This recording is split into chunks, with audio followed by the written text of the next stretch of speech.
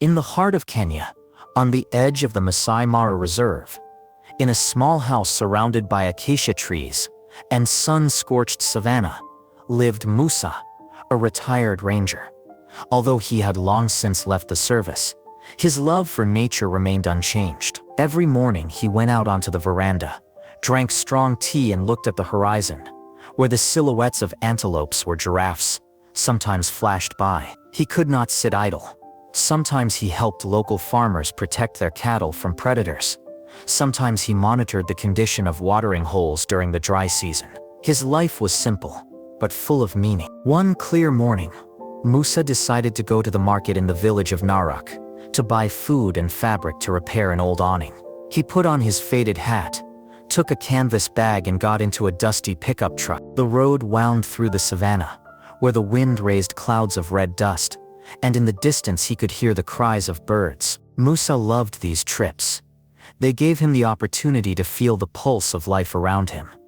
The market in Narok was as lively as always. The stalls were bursting with fresh mangoes, corn, bright fabrics and clay pots. The smell of roasting meat mingled with the aroma of spices, and the hum of voices and laughter created a festive atmosphere. Musa leisurely strolled between the rows, greeting the vendors with whom he had known since his service. He bought some vegetables and fabric, but his gaze kept returning to the far corner of the market, where people were crowded and strange sounds were heard, a mixture of groans and metallic clanging. Curiosity got the better of Musa, and he headed there. His heart beat a little faster, sensing something was wrong. As he approached, he saw several rusty cages filled with birds and small animals. But off to the side, under an awning, stood an old cart covered with a dirty tarpaulin. Next to it stood a man in a tattered shirt, beckoning to passers-by with a wide smile. "Hey, sir, come and look at my treasure. You don't see something like this every day." Musa approached without saying a word. The man theatrically pulled off the tarpaulin, and a lioness appeared before Musa's eyes. She was lying on the dirty floor of the cart, her ribs sticking out under her dull fur, and her eyes were half closed as if she had given up. The cage was cramped, without water, with a pile of dry grass scattered in the corner. The lioness looked so weak that she barely moved her tail. "This beauty is as tame as a kitten. I raised her from a young age. She is used to people," the seller proudly declared, tapping the bars of the cage. Musa was silent. His gaze slid over the lioness's body, the scars on her sides, the matted fur, the marks of the ropes on her paws. His heart sank, as if someone had squeezed it in a fist. The seller, noticing his interest, continued, "Want to touch her? She doesn't bite, don't be afraid." He slightly opened the cage door, inviting Musa to come closer. Musa slowly reached out and touched the lioness's head. Her fur was stiff, and he could feel the bones underneath. The lioness lifted her head slightly and looked at him. Her eyes, deep and tired, seemed to be begging for something. "Special, isn't she? You won't find one like her. If you don't buy her today, you'll regret it." The seller insisted, but Musa only shook his head, stepping back. His face remained calm, but inside, a storm was raging. "The price is low, sir. I'll give you a discount. She's already attached to you, see?" the seller continued.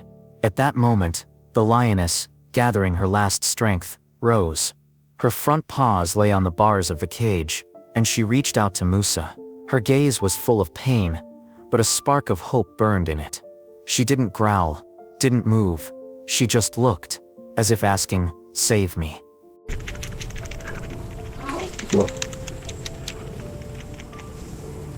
Musa froze. That look pierced him through. He knew he couldn't leave. Taking a step back, he nevertheless turned to the seller. "How much?" he asked quietly but firmly. The seller, delighted, named the price, adding a couple of flattering words. Musa didn't bargain. He took out an old leather wallet, counted out crumpled bills and handed them to the seller.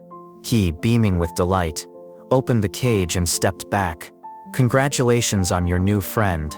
Musa stepped toward the cart, put his hand on the lioness's head, and quietly said, "Let's go." She staggered down to the ground, her paws trembling, but she tried to stay close to him. The crowd around gasped, Someone stepped back. Someone took out a phone to film what was happening. Musa didn't pay attention. He led the lioness to his pickup, covered the bed with an old blanket, and put a bowl of water. The lioness climbed in with difficulty, pressed herself against the side, and looked at him as if thanking him. Musa closed the bed, got behind the wheel and drove home, leaving behind the roar of the crowd and the dusty market. Along the way, he kept glancing in the rearview mirror.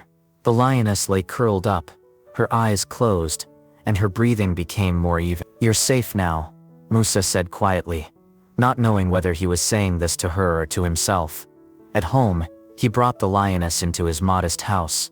She did not resist, only quietly lay down on the old carpet by the fireplace, uttering a weak moan. Musa brought a bowl of water and cut meat from the refrigerator into small pieces. He fed her from his hand, and the lioness ate slowly, as if she were afraid the food would disappear. Gradually her eyes became softer.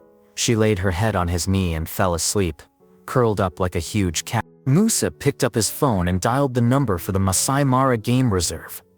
"I took the lioness from the market in Narok. She needs to be examined and collected," he said, his voice shaking with suppressed anger. He then called the local police, describing in detail the location where he had seen the cages and the vendors selling the animals. He took out his notebook and wrote down all the details: the time, the man's description, the location of the cart. The house filled with a new warmth, the breath of the lioness, who was sleeping by the fireplace. Before going to bed, Musa spread another blanket for her and quietly closed the door. That night he slept soundly, feeling for the first time in a long time that his life had a purpose again. The next morning he got up early, made coffee and went out to check on the lioness. She was waiting for him at the door, her eyes no longer so hunted. Soon, the rangers arrived with a large van equipped for transporting animals. They examined the lioness, gave her injections, and carefully moved her into a large cage. She didn't growl, just looked at Musa one last time before the van door closed. Veterans were waiting for the lioness at the Masai Mara Reserve. She was placed in a clean room for an examination, hooked up to monitors. Her pulse was weak but stable.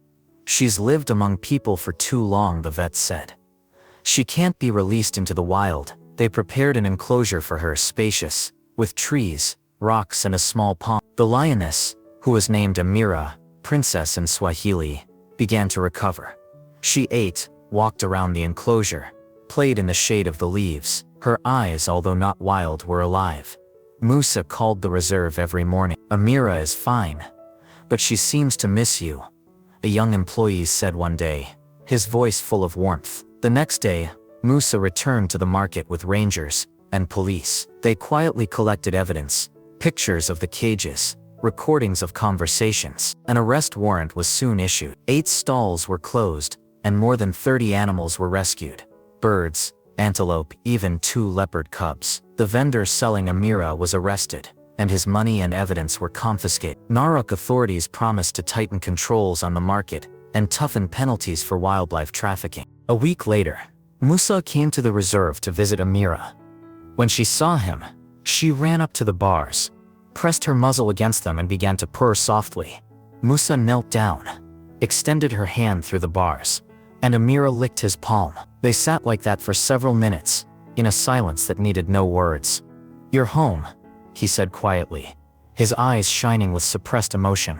From his usual trip to the market, Musa returned not only with purchases, but also with a new purpose. He saved Amira, giving her the freedom she had been deprived of. Their meeting was a reminder that love for nature and compassion know no age. Amira and Musa, 2 lonely creatures, found hope and a home in each other. Thank you for listening to this story. If you liked it, don't forget to support our channel, like and subscribe so you don't miss new stories about wildlife.